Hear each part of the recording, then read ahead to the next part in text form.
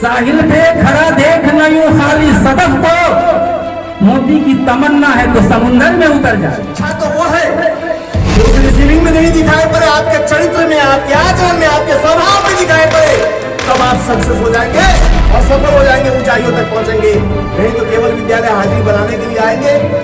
और उसमें भी बात है कि ये शिक्षा संवाद कार्यक्रम हो रहा है। मैं आसिफ पांडे छात्रों का प्रतिनिधित्व करता हूँ मिथिला यूनिवर्सिटी के अंदर, और इस तरह के कार्यक्रम में हमेशा आना जाना लगा रहता है।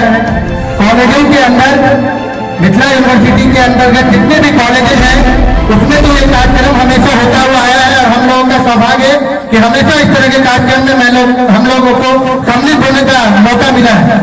सरकार की ये जो कार्यक्रम पूरे बिहार स्तर पर चल रही है, ये काफी अच्छा कार्यक्रम है। शिक्षा संवाद का मतलब होता है आपकी बातों को सुनना, हमारी बातों को आप सुने, आपकी बातों को हम सुने, और उसका जो ठोस निराकरण हो, जो ठोस हल हो, वो बताया जा सके। वो बताने के लिए हमारे जो पदाधिकारी नियुक्त किए गए हैं इस कार्यक्रम के प्रभारी, वो यहाँ मौजूद है, वो बताएंगे आपको।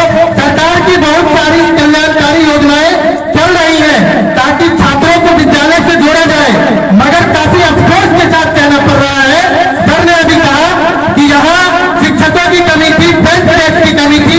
विद्यालय शिक्षा समिति ने काफी संघर्ष करके बहुत सारे संघर्ष करने पड़े हैं, और आज भी हम लोग संघर्ष कर रहे हैं कि अलीनगर में डिग्री कॉलेज का भी निर्माण हो, और डिग्री कॉलेज के लिए भी हम लोग संघर्षरत रहेंगे। इंशाअल्लाह वो भी पूरा होगा। मगर उससे पहले मैं आप लोगों से कहना चाहूंगा, जब विद्यालय में छात्र आएंगे ही नहीं तो शिक्षक क्या बोर्ड को पढ़ाएंगे, दीवार को पढ़ाएंगे।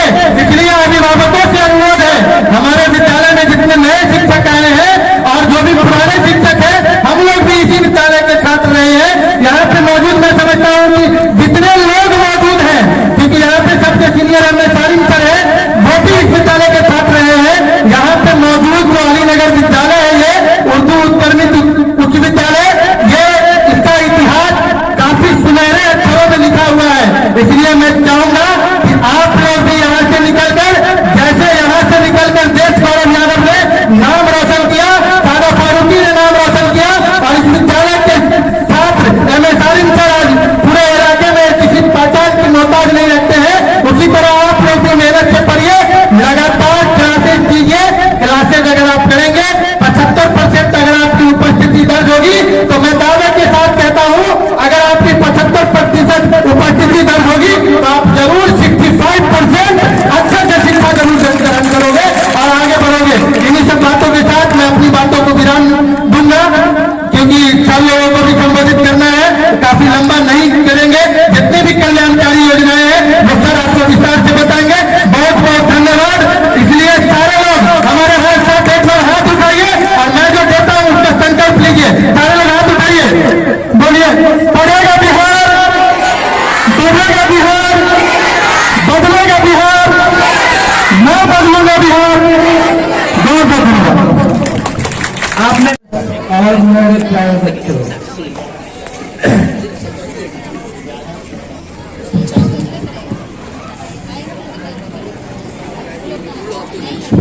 हेलो, हसरत है कि तालीम और तरक्की है पीछे, जिस कौम का आगाज ही इक़रा से हुआ था।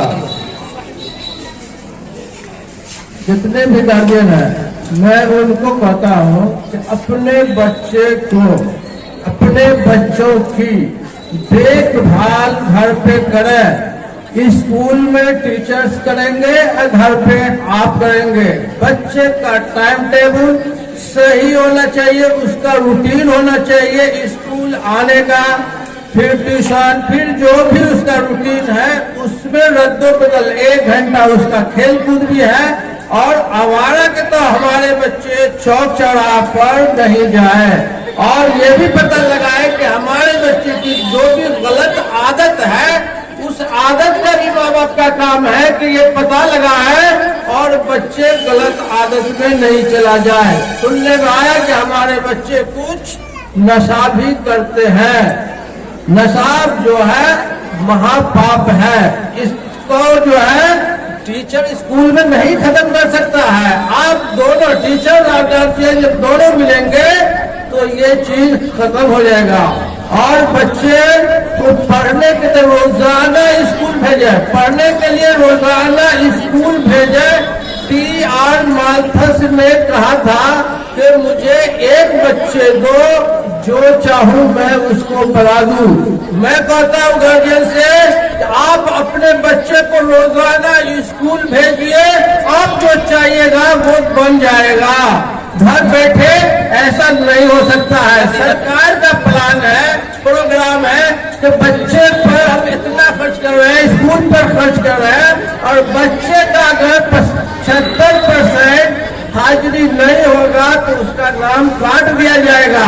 हम 75 क्या कि 100% भी आप गार्जियन प्रतिज्ञा लें कि हम बच्चे को 100% क्लास करवाएंगे। और हमारे बच्चे भी सुन लें कि आप लोग टीचिंग और लर्निंग प्रोफेशन में मैं कह रहा हूँ, बच्चे बहुत से सुन रहे, टीचिंग और लर्निंग। टीचिंग तो यहाँ हो जाता है, लर्निंग में आप लोग फेलियर हो जाते हैं। जैसे मान लिया कि गांधी जी का स्वच्छता अभियान है, हम आपको क्लास में पढ़ा दिया, आप उसको क्वेश्चन आंसर भी कर लीजिएगा, लेकिन आप जिस घर में है, वो जिस रूम में है, वह झोल है, आगे पीछे ये है गुबार है, उसकी सफाई में। इसका मतलब है कि लर्निंग आपका सही नहीं हुआ। टीचिंग और लर्निंग जब साथ चलेगा तब देश तरक्की करेगा। मेरा समाज चाहता है कि बच्चे कुछ अच्छा करें, इंजीनियर हो, डॉक्टर हो, हाँ जितना भी जितना भी है हर प्रोफेशन में जाए, लेकिन ऐसा लर्निंग जो है ऐसा नहीं भूल जाए। जैसे कि हम इसका रूल इसका रूल जो है ट्रैफिक का बच्चे को पढ़ाते हैं। नोडल शिक्षक भी था और सरकार के द्वारा इसे संचालित करने के लिए मुझे ट्रेनिंग भी दी गई है। आज मुझे खुशी है कि मैं आप लोग के बीच में यहाँ पर इस विभिन्न योजनाओं को जो बिहार सरकार आप लोगों के लिए चला रही है उसके बारे में मैं बताने जा रहा हूँ। पहली स्कीम है मुख्यमंत्री बालिका साइकिल योजना। इसमें कक्षा 9 में जो भी बालिका एडमिशन लेती है उन्हें सरकार के द्वारा डायरेक्ट उनके खाते में साइकिल के लिए 3,000 रुपए की राशि भेजी जाती है। शर्त यह है कि आपके बच्चे की उपस्थिति अटेंडेंस 70% या उससे ऊपर होनी चाहिए। दूसरी स्कीम बालिकाओं के लिए ही है कि उन्हें छात्रवृत्ति के तौर पर 1,800 रुपए गवर्नमेंट के द्वारा दिए जाते हैं। तीसरा है कि मुख्यमंत्री पोशाक योजना जो 9 से लेकर के 12 तक की बालिकाओं को 1,500 रुपए सरकार के द्वारा दिए जाते हैं। तीसरी स्कीम बालिकाओं के लिए ही मुख्यमंत्री बालिका स्वास्थ्य योजना, जिसके लिए क्लास 9 से 12 तक की बच्चियों को 300 रुपए प्रदान किए जाते हैं। इसकी अगली कड़ी में मंच पर बैठे जनाब सीओ साहब अलीनगर, बीपीएम साहब बीआरसी अलीनगर, मेरे सहयोगी शिक्षकगण और आए हुए मेरे मेहमानों, गार्जियंस, प्यारे बच्चों, मैं सिर्फ 3 बात कहकर वापस चला जाऊंगा। तबीयत तो हो रही थी कि बहुत कुछ कहूं, गार्जियंस आए, क्योंकि कुछ अपनी सुनाऊं और कुछ उनसे भी सुनूं, लेकिन बहुत अफसोस है कि जो सोच रहा था कि बहुत सारे गार्जियंस आएंगे, कुछ मैं अपना कहूंगा और कुछ उनसे सुनूंगा, ऐसी बात नहीं हो सकी। खैर, मैं सिर्फ गार्जियन से इतना कहना चाहता हूं कि आप अपने मुल्क को, देश को आदर्श बनाने की कोशिश करें, और आदर्श बनाने के लिए सबसे पहले आपको घर से चलना होगा। घर से चलने के लिए बच्चों के साथ सिर्फ 3 काम आप करते हैं। मेरा घर ही आदर्श नहीं, मेरा परिवार ही आदर्श नहीं, मेरा समाज ही आदर्श नहीं, मेरा मुल्क भी आदर्श हो जाएगा। नंबर 1 कि सबसे पहले आप अपने बच्चे के स्वास्थ्य पर ध्यान दें, सेहत पर ध्यान दें। नंबर 2 शिक्षा पर ध्यान दें और नंबर 3 चरित्र पर ध्यान दें। ये 3 चीज जिस बच्चे के अंदर हो जाएगा, मुझे विश्वास है कि वो बच्चा अपने मुल्क को आदर्श बना लेगा। अगर ऐसा सभी बच्चों के साथ हो जाए तो देश का काया पलट जाएगा। जो चाहेंगे वो होगा। बच्चे ही धरोहर हैं। आज के बच्चे ही, आज जो कोई प्रधानमंत्री हो या कोई आईएएस अफसर हो, वो इसी तरह के विद्यालय से पढ़कर गए हैं।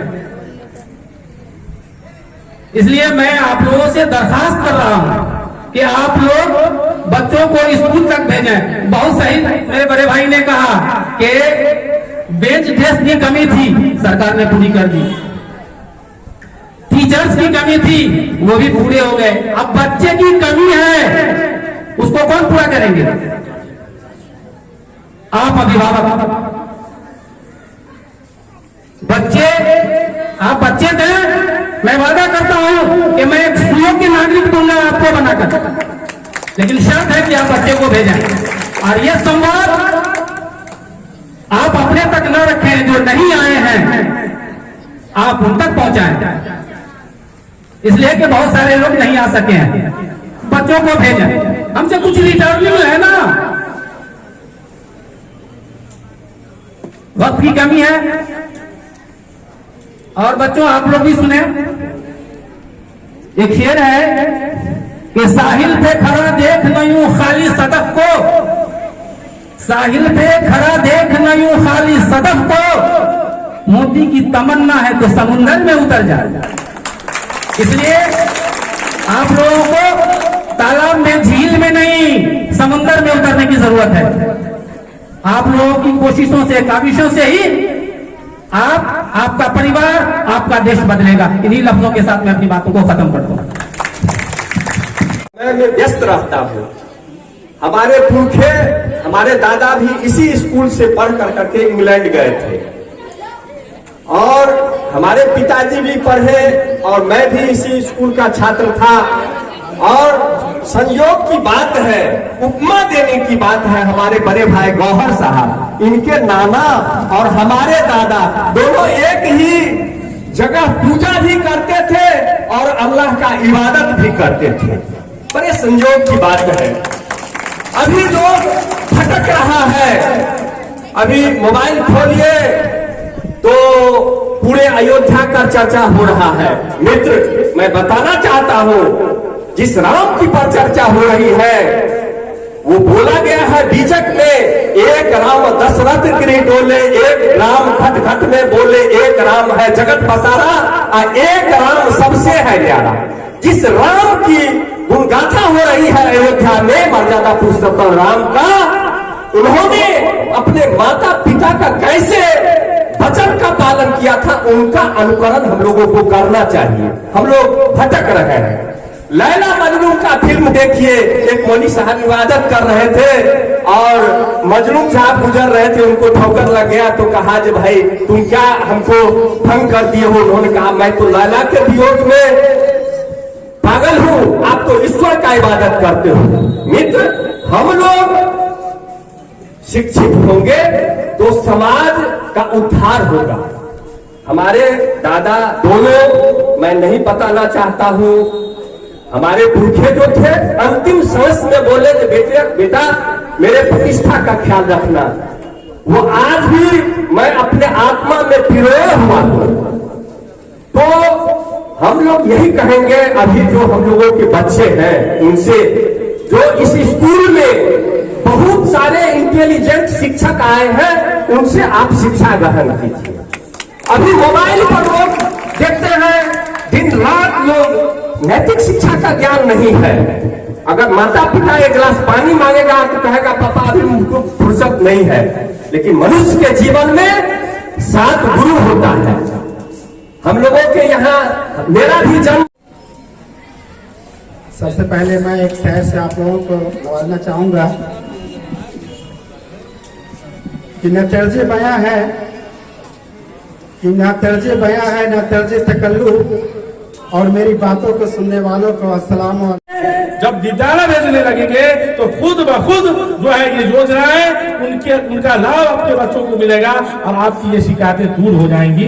इसलिए हम आग्रह करेंगे, अब बहुत तेजी के साथ हम आदरणीय सीओ सर से आग्रह करेंगे कि आप आकर जो है संबोधित करेंगे, आपका स्वागत करेंगे। सबसे पहले तो मैं यहाँ आया अभिभावक और बच्चों का धन्यवाद करना चाहता हूँ कि वो लोग यहाँ आके इस आयोजन को सफल बना रहे हैं, अच्छी संख्या में आए हैं। मैं अभिनंदन करना चाहता हूँ बीबीएम साहब, प्रधानाध्यापक महोदय, शिक्षकगण, मीडिया कर्मीगण और भी यहाँ उपस्थित महानुभाव सभी का। आज हम लोग यहाँ शिक्षा संवाद कार्यक्रम में एकत्रित हुए हैं। इसकी पृष्ठभूमि यही है कि सरकार की जितनी भी योजनाएं होती है उसमें जो लाभार्थी हैं उन्हें सही लाभ नहीं पहुंच पाता है क्योंकि सूचना की कमी होती है। लाभार्थी को ही नहीं पता है कि क्या क्या योजनाएं चल रही है, उसका लाभ कैसे उठाया जाए, क्या प्रक्रिया है। इसके अभाव में बहुत सारे लाभार्थी छूट जाते हैं, उन्हें लाभ नहीं पहुंच पाता है योजनाओं का। तो इसके लिए ही ये किया गया है शिक्षा संवाद, ताकि कम से कम जितनी योजनाएं हैं चल रही है उनका लाभ सभी को सही तरीके से पहुंच सके, तभी ये योजनाओं का उद्देश्य जो सही मायने में पूरा हो सकता है। तो उसके तहत यहाँ पे हमारे पूर्व वक्ता और बीबीएम साहब ने योजनाओं के बारे में अच्छी जानकारी दी है और वक्ताओं ने भी अपने अच्छे शब्दों से आप लोगों को अभिभूत किया है, ज्ञान दिया है। इसी क्रम में मैं भी योजनाओं को दोबारा नहीं दोहराऊंगा, योजनाओं के बारे में जानकारी दे दी गई है। तो और भी अगर कुछ मिस हो गया है और भी जो योजनाओं की जो कमी है कुछ जानकारियों की, उसके लिए पैम्फलेट उपलब्ध है। प्रधानाध्यापक महोदय से अनुरोध है कि पैम्फलेट दीवार पर चिपका भी देंगे ताकि कुछ गार्जियन नहीं भी आ पाए हैं, कुछ लेट आएंगे, बाद में आएंगे, तो वही पैम्फलेट को देख सकते हैं और बच्चे भी पैम्फलेट को देख के अपनी जो काम की योजनाएं है उसका नोट भी कर सकते हैं और जानकारी रख सकते हैं अपने पास। और बाकी ये भी बताया ही गया है यहाँ पे सभी के द्वारा कि जो गार्जियन नहीं भी आए हैं उनको भी जानकारी देने की जिम्मेदारी आप ही की है, बच्चों को और अभिभावकों की, कि अपने आस पड़ोस में सभी को ये जानकारियां उपलब्ध करा दें ताकि योजनाओं का लाभ तो कम से कम सही तरीके से मिल पाए, तभी उनका उद्देश्य पूरा होता है। और मैं शिक्षा के बारे में तो जितना बोला जाए उतना कम ही है। शिक्षा का महत्व इस बात से समझा जा सकता है कि हम जो मानव संसाधन है, हम जो सभी महिला पुरुष सभी हैं, सभी एक मानव संसाधन है। जैसे कि संसाधन पृथ्वी पे होते हैं, ऊर्जा के अलग संसाधन, जल ऊर्जा, वायु ऊर्जा, सोना चांदी, मिनरल्स, जितना भी है सभी एक संसाधन है। उन सबसे ज्यादा महत्वपूर्ण संसाधन है मानव संसाधन, क्योंकि जब मानव संसाधन ही विकसित नहीं होगा तो बाकी संसाधनों का हम लोग उपयोग ही सही से नहीं कर सकते। जब उनका उपयोग नहीं सही से कर पाएंगे तो देश और दुनिया विकसित नहीं हो पाएगा।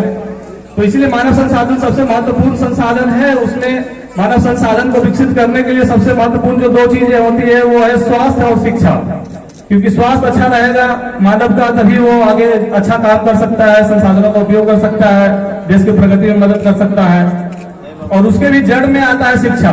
अगर शिक्षा सही तरीके से मिला हुआ है सभी को, तभी वो तो अपना स्वास्थ्य भी अच्छा रख सकते हैं, उससे भी वो जुड़ा हुआ है।